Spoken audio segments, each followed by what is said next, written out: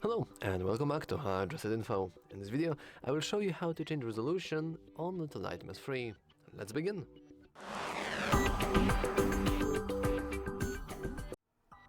So, first of all, let's go into our settings.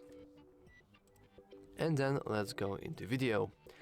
As you can see right here, we have resolution settings, but currently we cannot really change it because we have a little lock icon next to it.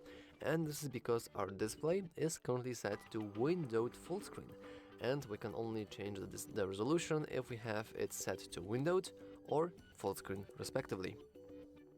Also, note that you don't really need to change the resolution itself. If you wanted to save a little bit of resolution only for performance reasons, you can always do that with resolution scaling, and you can always lower this down. So now, technically, our resolution should be scaled down and our performance should go up, just a little bit.